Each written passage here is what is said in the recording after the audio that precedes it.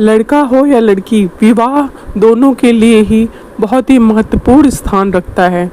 और विवाह में होने वाले जो भी आयोजन होते हैं, जैसे कि हल्दी, मेहंदी, 16 श्रृंगार, सभी को सब याद रहता है, लेकिन उसके विवाह के 7 पवित्र वचन और मंत्र, उनके अर्थ शायद ही किसी औरत या आदमी को याद रहता हो, क्योंकि उस समय में हम दूसरे कार्यों में ज़्यादा व्यस्त रहते हैं।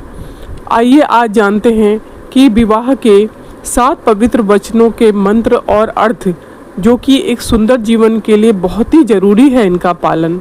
विवाह के समय पति और पत्नी अग्नि को साक्षी मानकर एक दूसरे को 7 वचन देते हैं, जिनका दाम्पत्य जीवन में काफ़ी महत्व होता है।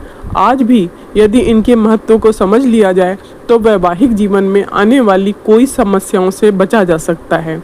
विवाह समय पति द्वारा पत्नी को दिए जाने वाले 7 वचनों का हम महत्व देखते हुए आज उन वचनों के बारे में विशेष जानकारी दे रहे हैं। पहला वचन होता है कि जिसको मैं हिंदी में अनुवाद करके बता रही हूँ। यहाँ कन्या वर से कहती है कि यदि आप कभी तीर्थ स्थान को जाओ तो मुझे भी अपने संग लेकर जाना। कोई व्रत, उपवास अथवा अन्य धर्म कार्य आप करें तो आज की ही भांति मुझे अपने वाम अंग में स्थान दें।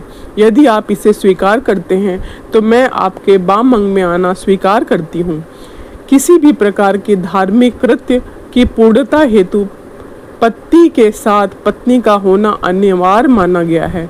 पत्नी द्वारा इस वचन के माध्यम से धार्मिक कार्यों में पत्नी की सहभागिता के महत्व को स्पष्ट किया गया है।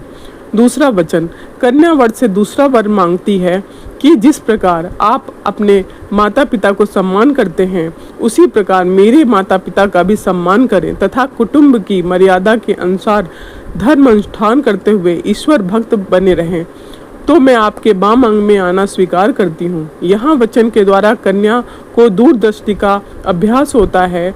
उपरोक्त वचन में ध्यान को रखते हुए वर को अपने ससुराल पक्ष में सदा सद्व्यवहार करने के लिए अवश्य विचार करना चाहिए।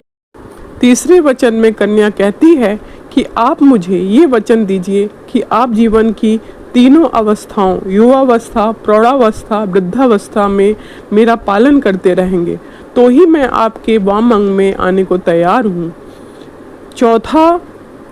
कन्या चौथा वचन में यह मांगती है कि आप घर परिवार की चिंता से पूर्णतः मुक्त थे।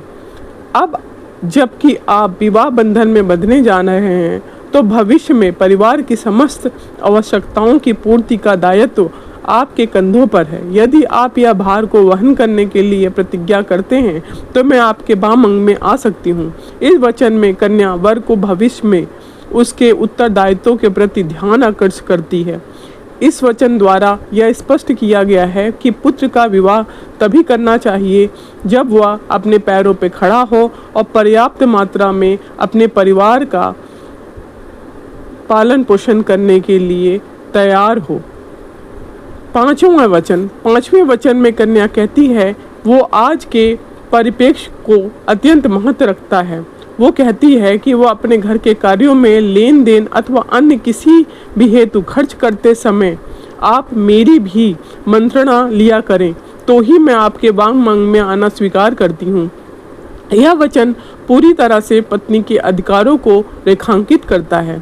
अब यदि किसी भी कार्य को करने में पूर्ण पत्नी की मंत्रणा कर ली जाए तो इससे पत्नी का सम्मान बढ़ता ही है, साथ ही साथ उसके अधिकारों के प्रति उसे संतुष्टि का आभास होता है। छठा वचन, कन्या कहती है कि यदि मैं अपनी सखियों अथवा अन्य स्त्रियों के बीच बैठी हूँ तब आप वहाँ सबके सम्मुख किसी भी कारण से मेरा अपमान नहीं करेंगे। यदि आप जुआ अथवा अन्य किसी भी प्रकार का दुर्योधन से आपको दूर रखें तो ही मैं आपके वाम अंग में आना स्वीकार करती हूँ। सातवां वचन, अंतिम वचन के रूप में कन्या वर से कहती है कि आप पराई स्त्रियों को माता के समान समझेंगे और पति पत्नी के आपसी प्रेम के मध्य अन्य किसी को भी भागीदार नहीं बनाएंगे। यदि आप यह मुझे वचन देते हैं तो ही मैं आपके वाम अंग में आने को स्वीकार करती हूँ। इस वचन के माध्यम से कन्या अपने भविष्य को सुरक्षित रखने का प्रयास करती है। विवाह में सप्तपदी का बहुत ही महत्व बताया गया है। यह बात से ही साबित होता है कि बदलते दौर में विवाह कई रीति रिवाज बदल गए हैं, पीछे छूट गए हैं, लेकिन सप्तपदी यानी फेरे लेने की परंपरा अभी भी बनी हुई है।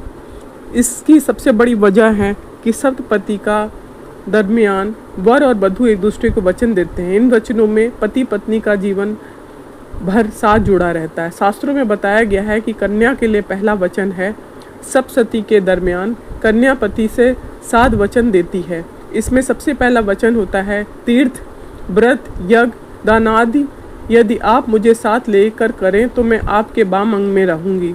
सप्तपदी कन्या का दूसरा वचन, मैं आपके बालक से लेकर वृद्धावस्था तक सभी कुटुंबजनों का पालन करूंगी। मुझे निर्वाह में जो भी मिलेगा उससे संतुष्ट रहूंगी।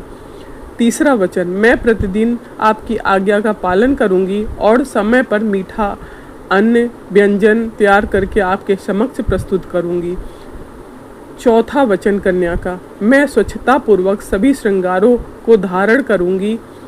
वाणी और शरीर की क्रिया द्वारा आपके साथ रहूंगी। सप्तपदी कन्या का पांचवा वचन, दुख में धीरज रखने वाली और सुख को प्रसन्न करने वाली मैं तुम्हारी दुख सुख की साथी बनूंगी। मैं कदाचित पर पुरुष के तरफ देखूंगी भी नहीं। सप्तपदी कन्या का छठा वचन, मैं आपके सभी काम सुख पूर्वक करूंगी। सास ससुर की सेवा, दूसरे संबंधियों का सत्कार करूंगी। आप जहाँ रहेंगे वहीं रहूंगी। मैं अपने पति को कभी नहीं ठगूंगी और उनके द्वारा ना ही ठगी जाऊंगी।